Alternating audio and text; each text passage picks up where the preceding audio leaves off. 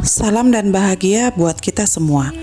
Perkenalkan, nama saya Lestari Marlina Sitompul, SPDMM, calon guru penggerak Angkatan 11 dari SMA Negeri 1 Sibolga, Kota Sibolga, Provinsi Sumatera Utara.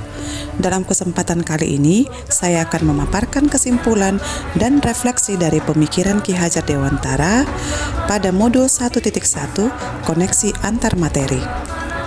Pendidikan dan pengajaran seringkali dianggap sebagai hal yang sama.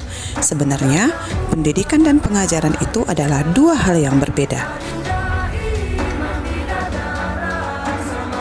Pengajaran adalah salah satu bagian dari pendidikan.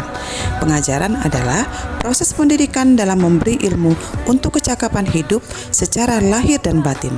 Sedangkan pendidikan adalah memberi tuntunan terhadap segala kekuatan kodrat yang dimiliki anak agar ia mencapai keselamatan dan kebahagiaan yang setinggi-tingginya, baik sebagai manusia maupun sebagai anggota masyarakat. Sebelum mempelajari modul 1.1 tentang pemikiran Ki Hajar Dewantara, saya menganggap bahwa pendidikan itu hanya sekedar transfer ilmu. Saya sekedar memberi materi kepada anak didik saya. Fokus saya ada pada kognitif anak didik saya. Kemudian, saya menganggap bahwa hasil evaluasi murid sebagai penentu tingkat kecerdasan atau sebagai hasil akhir ukuran kemampuan mereka. Dan keseringan, saya menganggap bahwa ketuntasan terhadap materi itu lebih penting daripada potensi-potensi lainnya yang dimiliki anak didik saya. Di samping dua hal yang sudah saya paparkan di atas, saya dulu juga menganggap anak didik saya sebagai objek pembelajaran saja. Saya menyampaikan materi kepada anak didik saya tanpa memperdulikan apakah seluruh anak didik saya sudah mengerti materi yang sudah saya ajarkan atau belum. Pembelajaran yang terjadi hanya berpusat pada saya sebagai guru, yaitu teacher center. Saya tidak begitu peduli apakah masih ada siswa saya yang belum memahami materi yang saya ajarkan. Yang terpenting adalah materi saya tuntas atau selesai saya berikan kepada siswa.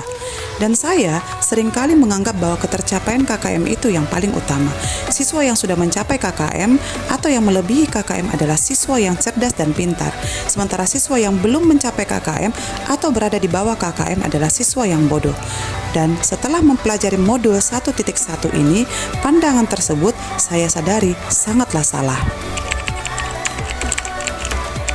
Setelah saya mempelajari modul 1.1 tentang pemikiran Ki Hajar Dewantara, saya menyadari bahwa apa yang saya pikirkan dan lakukan selama ini dalam proses pembelajaran tidaklah tepat.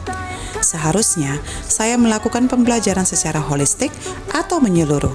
Aspek kognitif tidaklah cukup untuk mengukur kompetensi siswa, tetapi sebagai guru, saya harus memperhatikan berbagai aspek penting lainnya seperti aspek psikomotorik, aspek afektif, aspek spiritual, aspek sosial, dan aspek budaya. Yang berikutnya, saya tidak lagi menganggap murid saya sebagai objek dalam pembelajaran, tetapi menjadikan mereka sebagai subjek.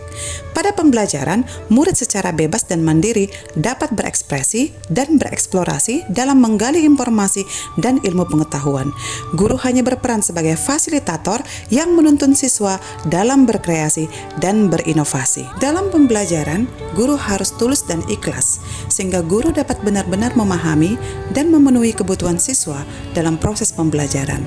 Guru diharapkan dapat mengenali karakter, potensi, dan minat siswa, sehingga guru dapat lebih mudah mengarahkan siswa dalam mengembangkan diri sesuai dengan kodratnya. Selain itu, guru juga harus menyadari bahwa setiap anak itu berbeda dan unik, sehingga perlakuan guru itu tidaklah sama terhadap masing-masing siswa. Saya harus memberi mereka kebebasan agar mereka dapat berkembang sesuai dengan kelebihan dan keunikan yang mereka miliki.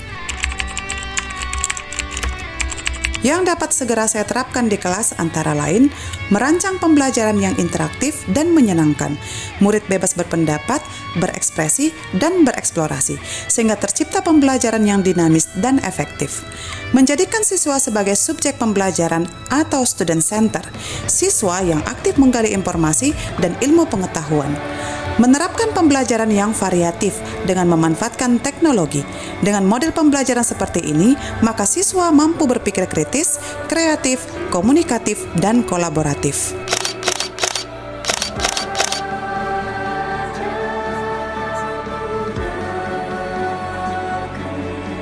Dengan menerapkan hal-hal yang saya paparkan tadi, saya bukan lagi pendidik yang hanya selalu menuntut siswa, tetapi saya lebih pada menuntun siswa yang memberikan arah dan pandangan yang jelas kepada anak didik sesuai dengan kodratnya.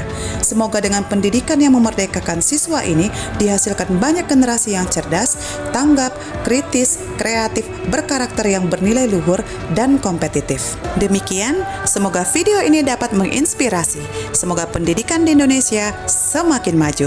Salam guru penggerak, tergerak, bergerak, dan menggerakkan.